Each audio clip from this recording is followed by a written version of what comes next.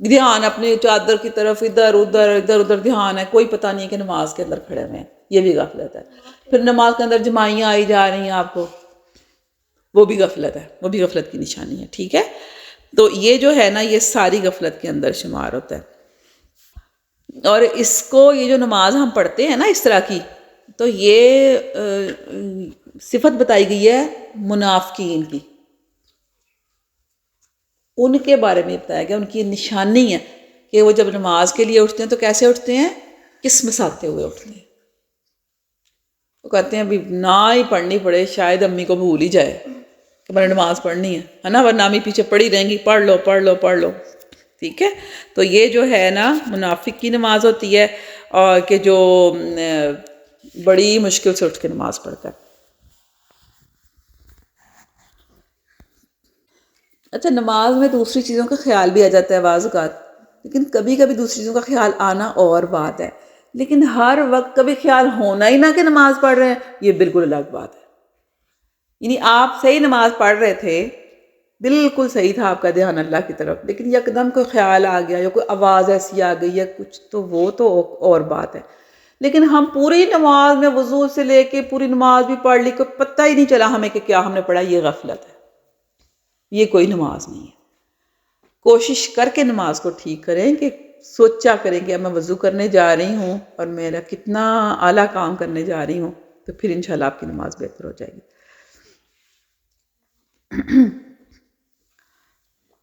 ہاں جی، یہاں پر جو ہم نے پڑھا تھا نا کہ جو اپنی نمازوں کی میں خشوع اختیار کرتے ہیں، تو خشوع کیا چیز ہے اس کو بھی دیکھ لیتے ہیں نا، کہ خشوع کے بغیر تو پھر نماز نہیں نا ہے۔ الذین ھم فی صلاتہم خاشعون، کہ جو اپنی نمازوں میں خشوع اختیار کرتے ہیں۔ اچھا، خشوع کیا چیز ہے؟ خشوع کے معنی ہے بدن جھکا ہوا ہونا، آواز پست ہونا، آنکھیں نیچی ہونا، ٹھیک ہے؟ اور اس کے بارے میں نا مولانا مودودی نے، سید ابو الاعلیٰ مودودی نے لفظ خشوع کی تشریح کرتے فرمایا کہ خشوع کے اصل معنی ہے دب جانا، کسی کے آگے جھک جانا۔ اس کیفیت کا تعلق دل سے بھی ہے اور جسم کی ظاہری حالت سے بھی، یعنی یہ دل کی کیفیت کا بھی نام ہے۔ صرف یہ نہیں کہ آپ اوپر سے بڑے محسوس ہو رہے ہیں کہ بڑا آپ کے اندر خشوع ہے، لیکن دل کے اندر خشوع نہیں، تو وہ بھی خشوع نہیں ہے۔ اس خشوع کا تعلق دو طرفہ، دل سے بھی خشوع اور جسم سے بھی ظاہر ہو رہا ہے۔ جیسے آپ اس کو اس طرح مثال لے لیں، جیسے آپ کسی بہت بڑے بادشاہ کے پاس گئے، فرض کرتے ہیں، اب آپ امیجن کریں کہ آپ کسی بادشاہ کے پاس گئے ہیں، آپ کی ظاہری حالت کیا ہوگی؟ بالکل آپ کو محسوس ہو رہا ہوگا، دیکھیں کہ آپ کسی بہت بڑے بندے کے پاس کھڑے ہیں، کسی کو بتانا نہیں پڑے گا آپ کو، ہے نا؟ آپ کے چہرے سے، مہرے سے، آپ کی حالت سے لگے گا کہ آپ کسی بہت اعلیٰ شخصیت کے پاس کھڑے ہیں۔ اب ٹیچر کے پاس بھی جاتے ہیں جب، تو آپ تھوڑا سا ادب کے ساتھ ہی جاتے ہیں۔ وہ الگ بات ہے کہ آپ ٹیچروں کا ادب اس طرح نہیں رہا جیسے پہلے ہوا کرتا تھا، وہ ایک الگ بات ہے۔ لیکن اگر آپ کسی افسر کے پاس بھی چلے جائیں گے نا، تو آپ اس کے سامنے کیسے جائیں گے؟ جھک کے جائیں گے۔ آپ کی حالت ظاہری طور پر چینج ہو جائے گی، ایسے نہیں ہوگے جیسے آپ عام چلتے پھرتے ہیں، نہیں نہ ہوگا اس طرح۔ تو یہ ہے خشوع۔ اور دل کے خشوع، دل تو پھر ہے ہی ہے، دل تو جھکا ہوا ہونا چاہیے، تبھی آپ کا جسم جھکا ہوا ہونا چاہیے، ٹھیک ہے نا؟ ہاں جی، جو نماز میں خشوع سے مراد دل اور جسم کی یہی کیفیت ہے، اور یہی نماز کی اصلی روح ہے۔ روح چلی جاتی تو پیچھے کیا رہ جاتا ہے؟ کچھ بھی نہیں۔ اگر آج ہمارے جسم سے روح نکل جائے تو پیچھے کیا رہ جائے گا؟ جسم رہ جائے گا، اور جسم کا کیا کرتے ہیں؟ مٹی میں ڈال دیتے ہیں، ایسا ہی ہے نا؟ تو اگر نماز کے اندر روح نہیں نہ ہوگی تو پھر وہ نماز بھی نہیں ہوگی۔ روح کے بغیر کوئی چیز ہوتی ہی نہیں، اس کا مقصد ہی ختم ہو جاتا ہے اس چیز کا۔ تو نماز کی روح کیا ہے؟ بتائیں مجھے۔ خشوع ہے، ہاں جی، نماز کی اصلی روح جو ہے وہ خشوع ہے۔ حدیث میں آتا ہے کہ ایک مرتبہ نبی صلی اللہ علیہ وسلم نے ایک شخص کو دیکھا جو نماز پڑھ رہا تھا، اور ساتھ ساتھ داڑھی کے بالوں سے کھیلتا جاتا تھا، ایسے ساتھ ساتھ لگا ہوا ساتھ نماز پڑھ۔ اس پر آپ نے فرمایا کہ اگر اس کے دل میں خشوع ہوتا تو اس کے جسم پر بھی خشوع ہوتا۔ دل میں جب خشوع ہوتا تو جسم پہ لانے کے لیے کہنا نہیں پڑتا، وہ خود بخود طاری ہو جاتا ہے۔ اچھا، خشوع کی شریعت میں جو نماز کے کچھ آداب بھی مقرر کیے گئے ہیں، کہ جو ایک طرف دل کے خشوع میں درکار ہوتے ہیں مددگار، اور دوسری طرف خشوع کی گھٹتی بڑھتی کیفیات میں نماز کو کم از کم ظاہری حیثیت سے ایک خاص مقام پر رکھتے ہیں۔ ان آداب میں ایک یہ ہے کہ آدمی دائیں بائیں نہ مڑے، یعنی ظاہری طور پہ بھی ہمیں آداب بتائے گئے ہیں نا کہ دائیں بائیں نہیں مڑنا، ٹھیک ہے، اور سر اٹھا کر اوپر کی طرف بھی نہیں دیکھنا، اور نماز میں ہلنا اور مختلف سمتوں میں جھکنا بھی منع ہے۔ کئی لوگ نماز پڑھتے ہیں تو ہل ہل کے پڑھ رہے ہوتے ہیں، بالکل بھی نہیں۔ نماز میں ایسے ساکت ہو کے کھڑے ہوا کریں کہ ہل گئے تو بے ادبی ہو جائے گی، ٹھیک ہے۔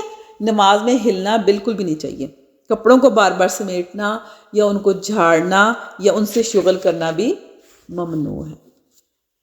اور اس بات سے منع کیا گیا کہ آدمی سجدے میں جاتے وقت اپنے بیٹھنے کی جگہ یا سجدے کی جگہ کو صاف کرنے کی کوشش کرے، یہ بھی منع ہے۔ بہت بند اور تن کر کھڑے ہونا، بہت تن کر ایسے کر کھڑے ہونا بھی منع ہے، اور بہت بلند آواز سے کڑک کر قرات میں کرنا بھی آداب نماز کے خلاف ہے، اور زور زور سے جمائیاں لینا اور ڈکارے مارنا بھی بے ادبی ہے، اور جلدی جلدی اور مارا مار نماز پڑھنا بھی سخت ناپسندیدہ ہے۔ حکم یہ ہے کہ نماز کا ہر فعل پوری طرح سکون اور اطمینان سے ادا کیا جائے، اور ہر فعل مثلا رکوع یا سجدہ یا قیام یا قعود جب تک مکمل نہ ہو نماز میں اس کو اس وقت تک سکون کے ساتھ نہیں کیا جائے سارا کچھ۔ جیسے قیام کر رہے ہیں ہم تو سکون سے قیام کریں، اس کے بعد رکوع میں جائیں تو سکون سے رکوع کریں۔ یہ دوڑنے والا جو کام ہے نا، ایسے ایسے ایسے کرنا، یہ بالکل بھی نہیں ہونا چاہیے۔ سکون ہونا چاہیے اندر۔ دیکھیں آپ سکون کے ساتھ پڑھ کے دیکھیے گا نماز، آپ کو سکون آ جائے گا، آپ کو خود بھی سکون آئے گا کہ ہم نے کچھ کیا ہے۔ اچھا، اب ہم دیکھتے ہیں کہ صحابہ کیسے نمازیں پڑھا کرتے تھے۔ حضرت ابوبکر صدیق کے بارے میں آتا ہے کہ وہ نماز جب ادا کرتے تھے نا تو شدت سے گریہ طاری ہو جاتا، رونے لگ جاتے تھے نماز میں۔ اور حضرت عمر کے بارے میں آتا ہے کہ وہ اتنا روتے تھے کہ پچھلی صف کے لوگ رونے کی آواز سنتے تھے، نماز میں وہ اتنا روتے تھے۔ اللہ اکبر۔ اچھا، ایک دفعہ نا موطا امام مالک حضرت ابو طلحہ انصاری کے بارے میں ایک روایت آئی ہے کہ ایک دن وہ اپنے باغ میں نماز پڑھ رہے تھے کہ ایک چڑیا اڑی، وہ نکلنے کی راہ ڈھونڈنے کے لیے ادھر ادھر اڑنے لگی۔ حضرت ابو طلحہ کو یہ منظر بہت بھلا لگا اور وہ کچھ دیر اسے دیکھتے رہے، پھر نماز کی طرف توجہ کی تو یاد نہ آیا کہ کتنی نماز پڑھ چکے تھے۔ اس پر انہوں نے کہا کہ خدا نے میرے اس مال کے ذریعے سے مجھے آزمایا ہے، کیونکہ وہ ان کا باغ تھا نا اور بہت گھنا تھا، اور اپنا باغ ہو اور گھنا ہو اور پیارا ہو تو دل کیسے ہو جاتا ہے، انسان کی کیفیت ہو جاتی ہے نا، وہ اسی میں مگن ہو گئے نا کہ دیکھو یہ نکل نہیں پا رہی، میرا باغ اتنا گھنا ہے کہ چڑیا نکل ہی نہیں پا رہی اس میں سے، اسے جگہ ہی نہیں مل رہی، وہ اسی میں مگن ہو گئے۔ لیکن جب نماز پڑھ لی تو بڑا خیال آیا، پھر رسول اللہ صلی اللہ علیہ وسلم کی خدمت میں حاضر ہوئے اور انہیں اس آزمائش کے متعلق بتایا اور عرض کیا کہ اے اللہ کے رسول، میں اس باغ کو اللہ کی راہ میں خیرات کرتا ہوں، آپ اس کو جسے جنت چاہیں دے دیں، صرف اس لیے کہ اس نے مجھے میری نماز کو خراب کر دیا، اور اس مال کو کیا کیا، اللہ کی راہ میں دے دیا۔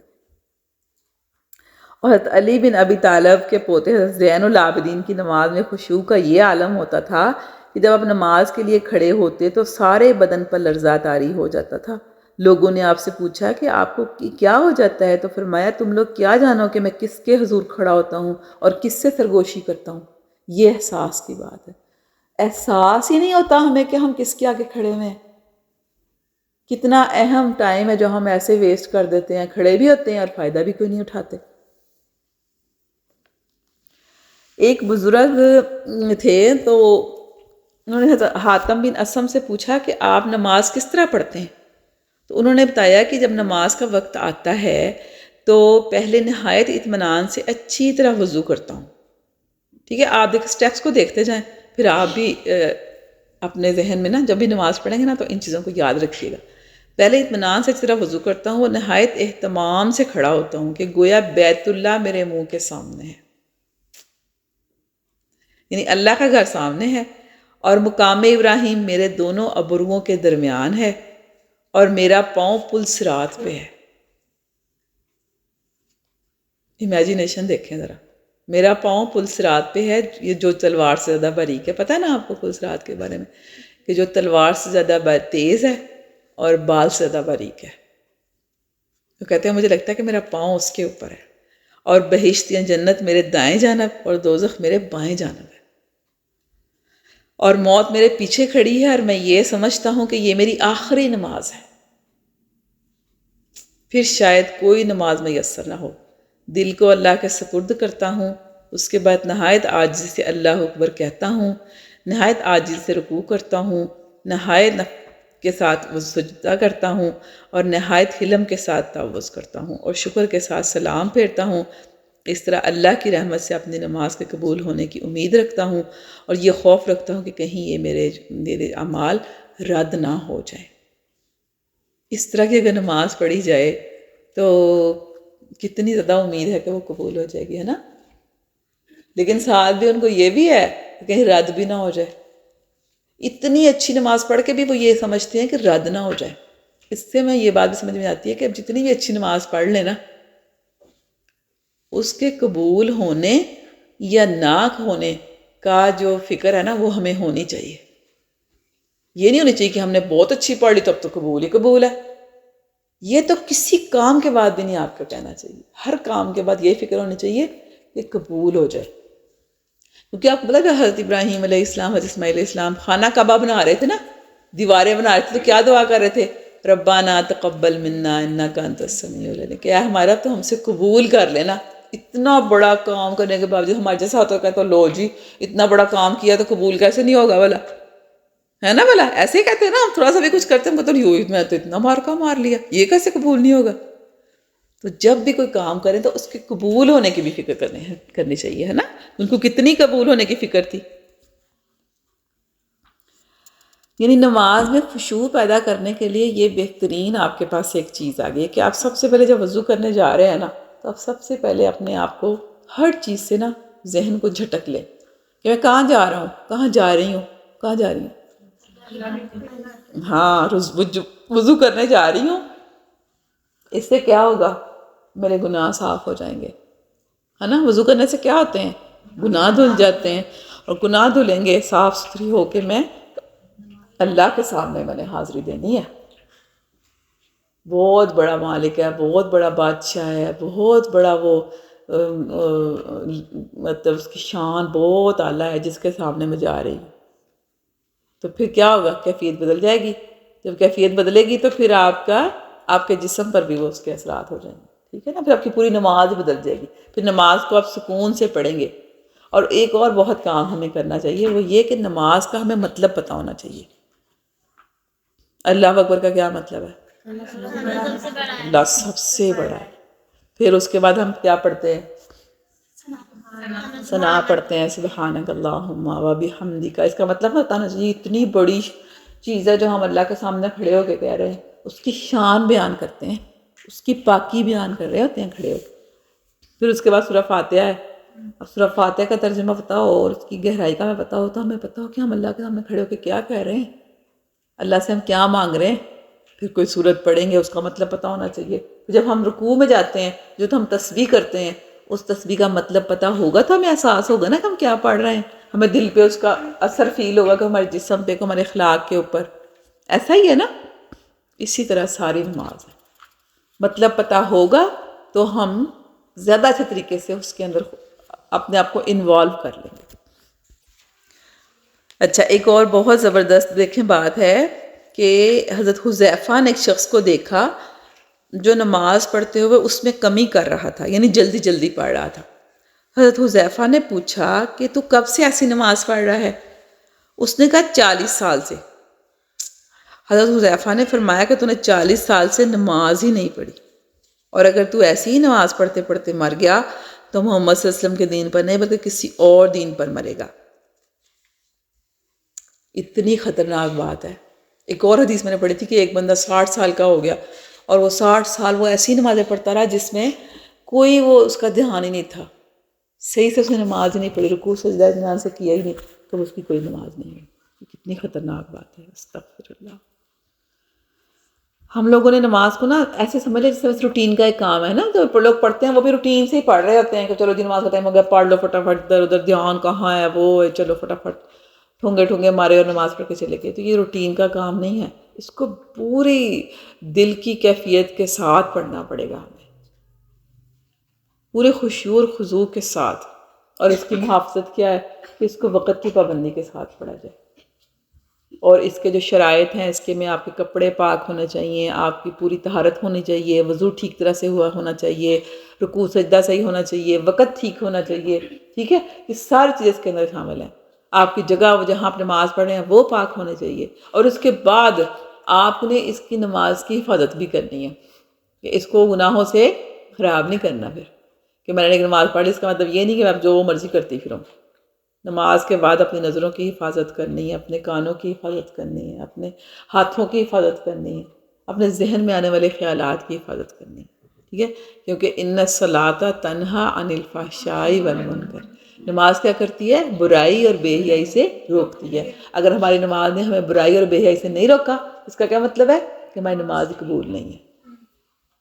ٹھیک ہے، یہ آپ کے پاس ایک کسوٹی سمجھ لیں آ گئی ہے کہ آپ نے، اگر آپ برائی سے بچے ہوئے ہیں، بے حیائی سے بچے ہوئے ہیں، غلط کاموں سے بچے ہوئے ہیں اور ساتھ آپ نمازیں پڑھ رہے ہیں، اس کا مطلب ہے کہ آپ کی نمازیں قبول ہو رہی ہیں. اور اگر آپ نمازیں بھی پڑھتے جا رہے ہیں اور ساتھ آپ کی کوئی بھی کام سیدھا نہیں کر رہے، گانے سنتے ہیں بیٹھ کے، ٹھیک ہے، اور ایسی فضول چیزیں بیٹھ کے دیکھتے ہیں موبائل پہ، تو پھر اس کا مطلب یہ ہے کہ آپ کی نمازیں بھی قبول نہیں ہو رہی. ٹھیک ہے، کوشش کیا کریں کہ اپنی نمازوں کی حفاظت بھی کریں، کہ نماز پڑھی ہے تو پھر اس کو حفاظت بھی کرنی ہے اس کی، کہ وہ ضائع نہ چلی جائے. ٹھیک ہے، اللہ تعالیٰ ہمیں بہترین طریقے پر نماز پڑھنے کی توفیق عطا فرمائے اور ہماری نمازوں کو قبول اور منظور فرما لے. آمین یا رب العالمین.